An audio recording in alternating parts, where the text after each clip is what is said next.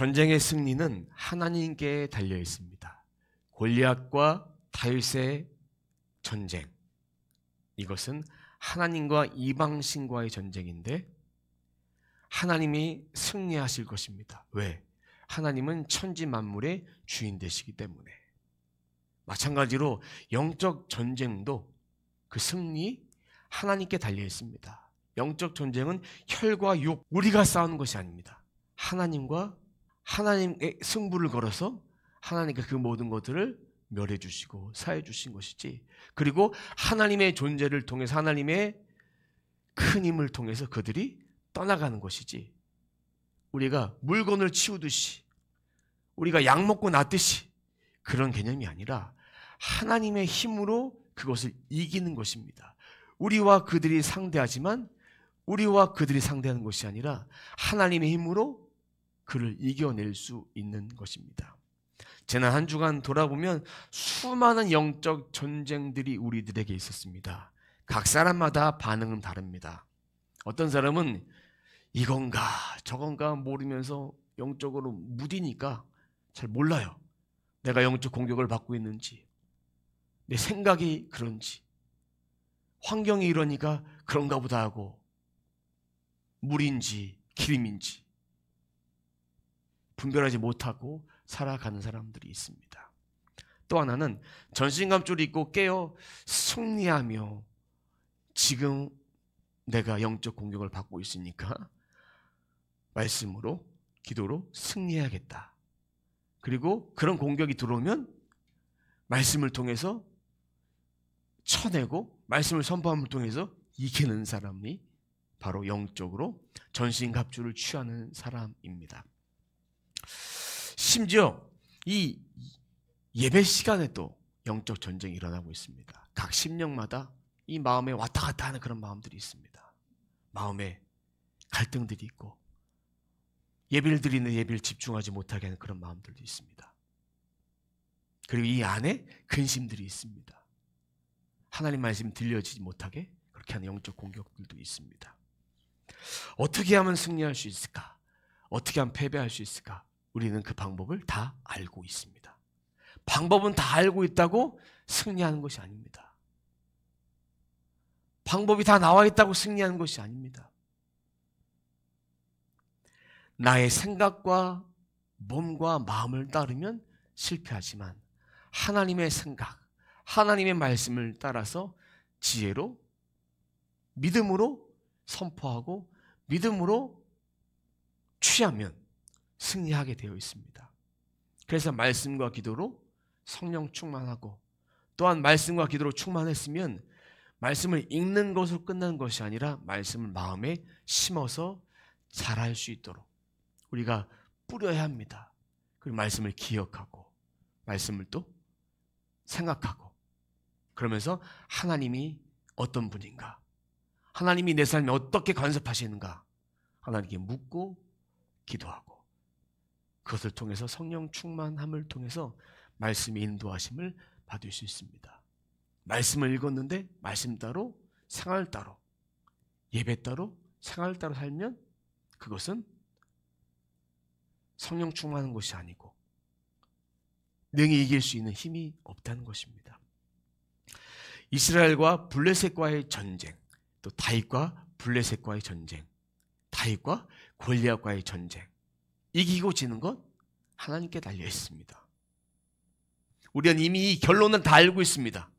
다윗이 이깁니다.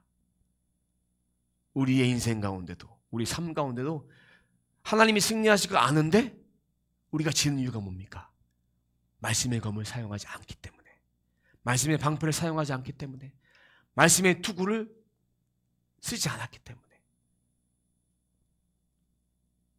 복음의 신발을 신지 않고 내가 원하는 곳으로 가기 때문에, 우리 삶의 영적 전쟁에서 승리하기 위해서는 말씀을 지식이 아닌 생명으로 취하고 생명으로 받아들이고 생명의 말씀으로 내 줄인 영혼을 말씀으로 먹일 때 승리할 수 있습니다.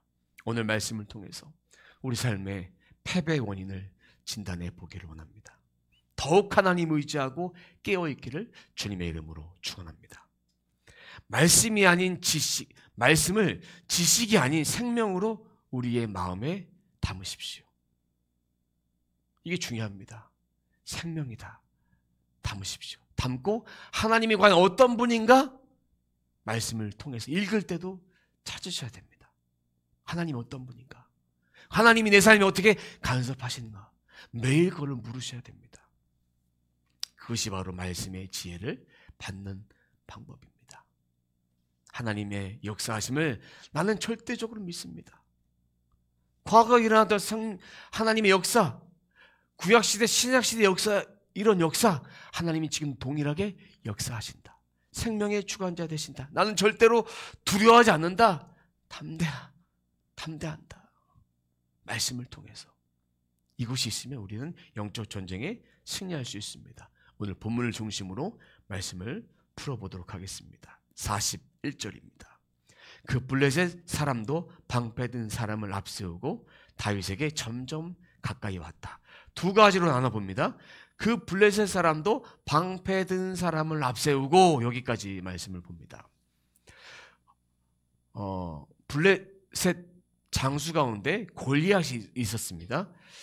지난주 말씀에 보니까 골리앗이 키가 6규빗하고 한 뼘이 됐어요. 그러니까 3m가 더 됐다는 얘기입니다. 4절 말씀이 있습니다. 그리고 5절 말씀에 보면 머리에 노수로 만든 투구를 썼어요. 청동으로 만든 투구를 썼어요. 그리고 갑옷의 무게가 5,000세겔. 이 갑옷이 57kg입니다. 그리고 다리에 6절에 보니까 노수로 된 각반을 썼습니다. 각반을 보호대를 찼어요. 어깨에는 던지기용 창을 찼어요. 7절에는 찌르는 창, 그 창이 600세겔, 7kg 되는 것을 차고 있었습니다. 그리고 나서 방패든 사람 앞세우고 나왔던 얘기는 완전 무장을 하고 나서 무거운 나머지 방패를 들 수 없으니까 방패 든 사람 앞으로 갔습니다. 제가 대략 이것을 계산해 보면 70kg, 80kg 몸에 붙어 있는 거예요. 3m의 장수 몸에 7, 80kg 무게가 되는 군장을 차고 있는 거예요. 그리고 40절에 보니까 이제 40절에 다윗은 골리앗에 반해 지팡이, 돌 5개, 무림매 이것만 들고 나간 거예요. 골리앗은 아무도 이길 수 없다고 자신만만하게 했어요. 네가 이기면 내가 종이 되고 내가 이기면 네가 종이 되라. 이 말씀의 뜻은 이기는 자의 종이 되어야 된다는 그런 뜻이 아니라고 했죠. 너는 날 이길 수 없다. 왜? 내가 이렇게 완전 무장을 하고 나가서 전쟁을 하니까. 나보다 큰 사람이 누가 있냐? 나보다 전술에 능한 사람이 어디 있냐? 이런 말씀의 의미라고 말씀을 드렸습니다. 그래서 이 말씀이 방패를 들고 앞으로 세우고 다윗에게 점점 가까이 왔다. 가까이 왔다는 얘기는 무슨 얘기냐? 자신과 다른 모습을 보면서 비교하면서 우습게 여기는 거예요. 힘센 사람, 힘 약한 사람이 싸울 때 힘센 사람이 앞으로 다가가는 건 어떤 의미입니까? 상대방을 기죽게 하고 상대방의 힘을 쓰지 못하게 제압하는 것입니다. 앞으로 계속 나가는 거예요. 그러면 뒤에 있는 사람은 어떻습니까? 옆에 있는 사람은 뒤로 점점 물러납니다. 그런 전쟁 상황입니다. 42절입니다. 그 블레셋 사람은 다윗을 보고 나서 그가 다만 잘생긴 홍한 소년에 지나지 않는다는 것을 알고는 그를 우습게 여겼다.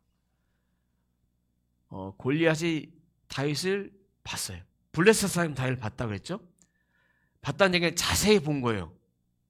왜 자세히 봤냐? 지팡이, 돌 5개, 무림매 들고 있는 사람이 신기해서 본 거예요. 이게 제정신이냐? 키는 조그맣지, 갑옷도 안 입었지, 지팡이 만들었지. 돌 5개, 무림매. 여기 보니까 42절 끝에 우습게 여겼다고 되어 있죠. 개정개혁 성경에 보니까 업신여기니라고 되어 있습니다. 업신여기니. 외모를 보고 하찮게 본 거예요.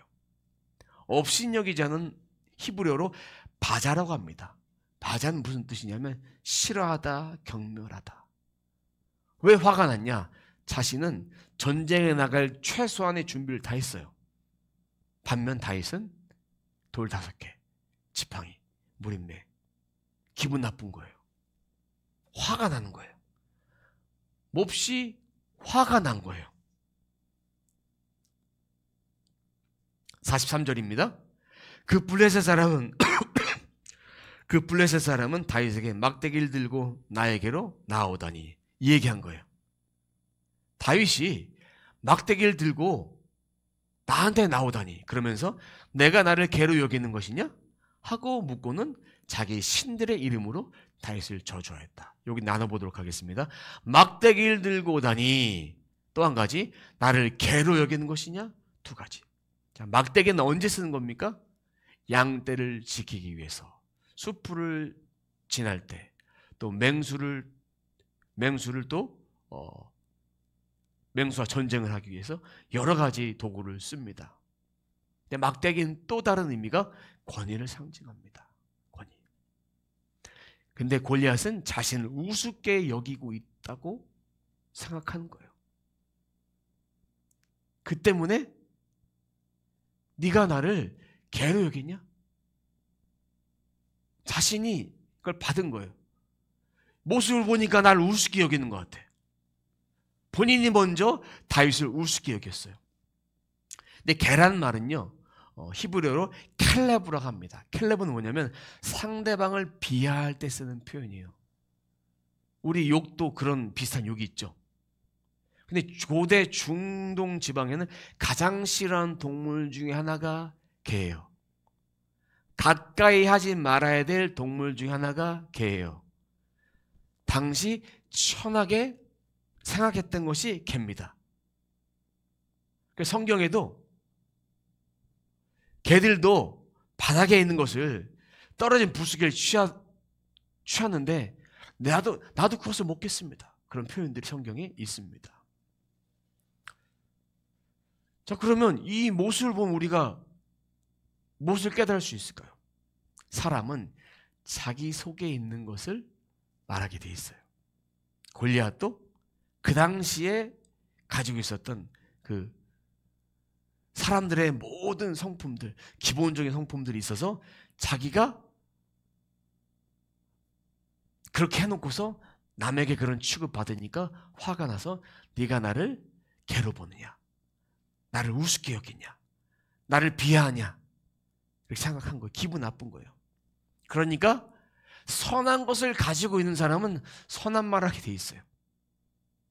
악한 것을 가지고 있는 사람은 악한 것을 말하게 돼 있어요. 안에 있는 것을 말하게 돼 있는 거예요.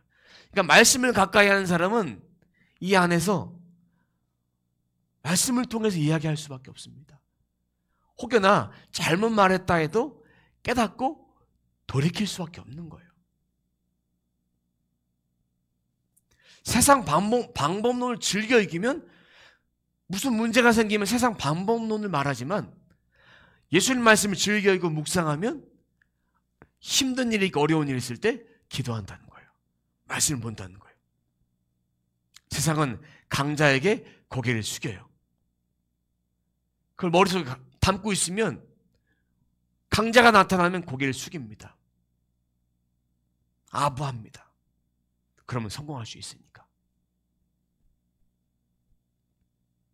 평소에 말씀과 성령으로 충만한 사람은 하나님께 지혜를 구합니다. 우리는 어떻습니까? 상대방을 바라보면서 어떻습니까? 골리앗, 자신의 신의 이름으로 다윗을 저주했습니다. 자기가 기분 나쁘니까 이걸 받고 나서 저주합니다. 여기 보니까 자기 신들이라고 되어 있습니다. 신들, 히브리어로 벨로하이우라는 히브리어 단어 쓰는데 그 무슨 뜻이냐? 그의 신들로 하는 뜻이에요. 한글 성경을 찾아봤어요. 예전에 있는 성경, 개혁 성경, 개정개혁 성경, 저희가 보고 있는 세번역성 찾아봤더니 신들의 이름으로, 원문의 의미는 그의 신들로라는 뜻인데 한글에서는 신들의 이름으로 번역이 되어 있어요. 그럼 영어 성경을 찾아봤습니다. 그랬더니 His God, 소문자 갔었어요. 그의 신들. 한글 성경에서는 의역을 했다는 거예요. 원문의 의미가 아닌 가미에 썼다는 얘기입니다. 만약에 신들의 이름이 맞다면 영어 성경에서도 His God name, 이름이라는 단어 name을 써야 돼요. 신들. 그러니까 이방 나라에도 신이 있었어요. 각 나라마다 신이 있고 각 지역마다 신들이 다 있어요. 일본에 가도 각 집집마다 신이 있고, 한국에도 저기 지방 그 전라남도 어디 가면 신들을 모아서 그것이 섬이 돼서 그 이름을 썼다고 합니다. 그 이름은 기억이 잘 안 나지만. 블레셋 지역의 주신이 바로 다곤 신입니다. 많은 신들 중에 우리의 주신 다곤의 신의 이름으로 너를 저주한다.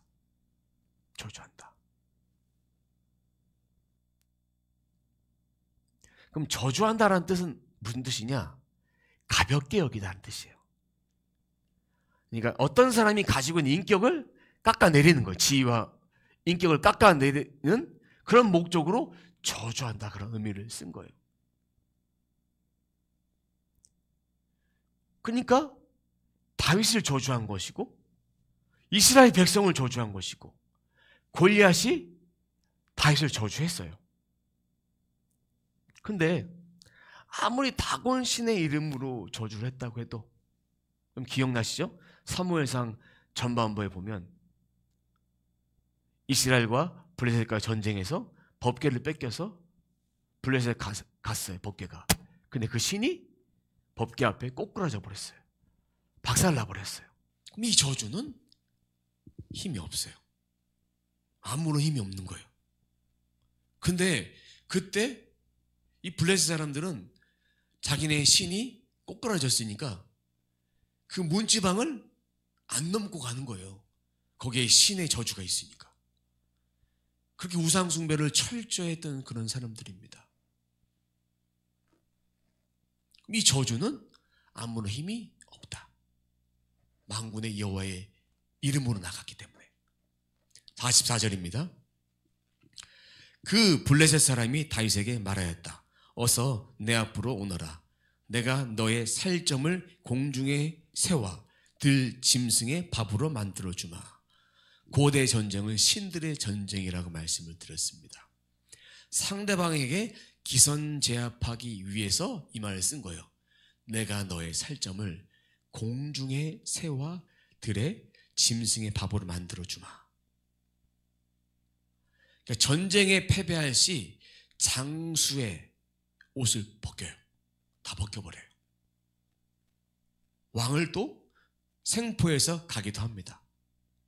또 한 가지는 시체를 장사하지 않고 들짐승들의 밥이 되게 해요. 들짐승들. 전쟁의 승리자가 바로 신이기 때문에. 내가 너의 살점을 공중에 세워 들짐승의 밥을 만들어주마. 그 얘기한 거예요. 근데 골리앗도 이런 얘기를 했지만 45절 말씀에 보면 다윗이 뭐라고 하냐면 같이 한번 읽어보도록 하겠습니다. 그러자 다윗이 그 블레셋 사람에게 말하였다. 너는 칼을 차고 창을 메고 투창을 들고 나에게로 나왔으나 나는 내가 모욕하는 이스라엘 군대의 하나님 곧 만군의 주님의 이름을 의지하고 너에게로 나왔다. 칼, 투창 완전 무장하고 나왔지만 나는 이스라엘 군대의 하나님의 이름으로 나갔다. 이 얘기는 너는 무기를 의지하지만 나는 하나님을 의지한다. 너는 인본주의로 사로잡혀 있다. 나는 신본주의를 따른 사람이다. 너는 우상 숭배자지만 나는 창조주 하나님을 따른다. 우리들에게도 세상을 따를 것이냐, 하나님은 따를 것이냐. 하나님께만 승리가 있다. 우리는 영이신 하나님만 믿습니다. 혹여나 우리가 세상을 살아갈 때 골리앗처럼 세상의 방법을 다 해놓고 내가 잘 될 거야. 나는 이만큼 가진 것이 많으니까, 통장에 부족함 없이 있으니까, 노후 준비가 다 되어 있으니까, 없는 사람 무시하고 있는 사람 편에 들고 하나님 무시하고 보이지 않는 신 다 필요 없다, 이렇게 살아가고 있지 않습니까?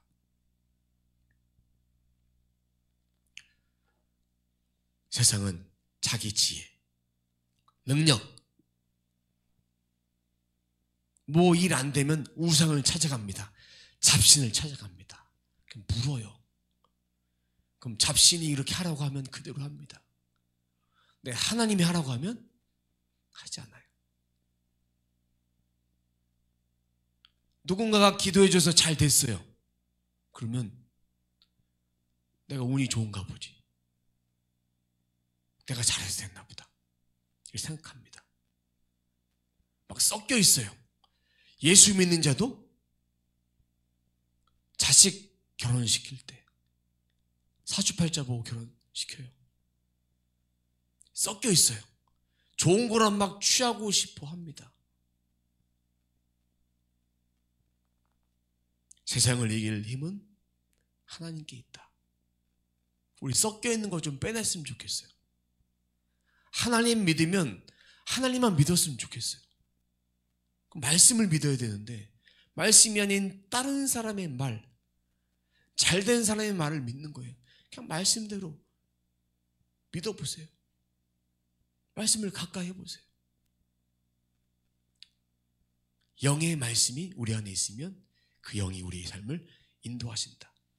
세상을 이길 힘은 오직 하나님께 달려있다. 하나님이 하시면 된다. 승리는 하나님의 뜻이다. 우리 결론 다 알고 있어요. 우리가 승리하기 위해서 말씀을 붙잡고 나가면 된다. 그 결론인 거예요. 46절입니다. 주님께서 너를 나의 손에 넘겨주실 터이니 내가 오늘 너를 쳐서 내 머리를 베고 블레셋 사람의 죽음을 모조리 공중의 새와 땅의 들짐승에게 밥으로 주어 온 세상이 이스라엘의 하나님을 알게 하겠다. 자, 블레셋 골리앗은 신의 이름으로 저주하고 너의 시체를 들짐승에 밥을 주겠다 했지만 다윗은 만군의 하나님 이름으로 나아가서 들짐승에 밥을 준 이유는 온 세상이 이스라엘의 하나님을 알게 하겠다. 하나님의 영광을 드러나겠다. 이 목적인 거예요. 우리가 전쟁에 승리할 수 있는 이유는 바로 하나님의 영광 때문에 승리할 수 있는 거예요. 내가 잘해서, 내가 기도 많이 해서, 내가 말씀 많이 봐서 그렇게 되는 것이 아니라 하나님의 영광을 드러내기 위해서 하나님이 승리를 주시는 거예요. 이것을 가지고 기도하셔야 되는 거예요. 승리 주세요, 잘 되게 해주세요가 아니라 하나님의 영광을 위해서 제가 승리합니다. 이 답을 갖고 기도하시라는 얘기예요. 그럼 반드시 응답이 있습니다. 온 세상에 하나님의 존재를 알기 위해서. 온 인류가 누구 겁니까? 하나님인 거예요. 저도 여러분들도 다 하나님인 것이다. 우리가 세상에 승리할 수 있는 이유는 나의 이름 드러내기 위해서 아닙니다. 나의 영광 아닙니다. 내 기도빨 아닙니다. 나의 명예 아닙니다. 하나님의 영광을 드러내셔야 합니다. 먼저 그의 나라와 그의 의를 구하라. 그리하면 이 모든 것을 너희에게 더하시리라. 하나님 나라를 위해서 살아가면 하늘의 신령한 복과 땅에 기름진 복을 주시는데 그 복은 세상의 계산법이 아닙니다. 세상은 100 더하기 100은 200이지만 하나님 나라의 계산법은 우리가 알 수 없어요. 단지 30배, 60배, 100배는 말씀하셨죠. 씨를 뿌리면서 열매를 거두는 법칙으로 이 땅에서 뿐만 아니라 하늘의 신령한 은혜도 부어주신다라고 말씀하셨습니다. 그러니 하늘에 즐겨 심는 자, 기쁨으로 심는 자가 되어야 합니다. 자원하는 심령을 심는 자가 되어야 됩니다. 무엇을 심을까요? 말씀을 내 속에 심고, 기도를 심고, 누군가에게 중보기도 하고, 하나님께 헌금을 드리고, 사랑으로 섬기고, 이 모든 것들을 다 심는 것인데 성경에 많이 낸 자는 많이 남긴다고 했죠. 많이 낸 것이 물질의 기준으로 많이 낸 것이 아니라 기쁨으로 자원하는 마음으로 그 마음을 심는 자를 말하는 것입니다. 하나님의 말씀을 심령에 매일매일 심으십시오. 말씀에 씨가 자라서 열매를 거두게 할 것입니다. 그것이 하나님을 높이고 그 뜻대로 살아가는 놀라운 비밀이 담겨진 말씀입니다. 50절입니다. 이렇게 다윗은 무림매와 돌 하나로 그 블레셋 사람을 이겼다. 그는 칼도 들고 가지 않고 그 블레셋 사람을 죽였다. 승리를 주셨어요. 아무것도 없이 돌 하나로 정면 이마를 딱 맞춰서 쓰러져서 블레셋 사람의 목을 베버려요. 승리했으니까 이스라엘이 블레셋 사람을 승리해서 다 진멸해버립니다. 뒤쫓아가서 다 승리해버려요. 모든 것 승리는 하나님께서 주셨다. 말씀의 결론입니다. 이스라엘을 승리케 하신 이유는 하나님의 영광입니다. 우리 삶에 승리를 주신 이유는 하나님의 영광입니다. 천지 만물의 창조주 하나님, 유일하신 신의 이름 하나님, 기억하셔야 됩니다. 그 이름에 치유가 있고 회복이 있고 능력이 있고 승리가 있고 번성이 있고 축복이 있고 생명이 있고 구원이 있고 진리가 있는 거예요. 다른 것에 능력이 없습니다. 이제 우리는 영의 말씀을 마음에 담고 읊조리세요. 입으로 고백하세요. 입으로 선포하세요. 만군의 여호와 이름을 붙잡고 선포할 때 능력의 말씀이 흘러갈 것입니다. 나를 만나는 사람들에게 능력의 말씀이 흘러갈 것입니다. 내 삶 가운데 그런 하나님의 영광이 드러나야 합니다. 영적 전쟁에서 세상에서 승리할 수밖에 없도록 하십니다. 없도록 하실 것입니다. 사랑하는 성도 여러분, 승리의 비밀을 깨닫고 영적 전쟁의 승리의 비밀을 깨닫고 이것을 붙잡고 정말 제가 승리하겠습니다. 믿음으로 승리하겠습니다. 이 고백으로 이번 한 주도 남은 2024년 한 달도 또 새해를 준비하는 그 기간 가운데도 새해에도 그렇게 승리하는 저와 여러분의 삶이 되시길 주님의 이름으로 축원합니다.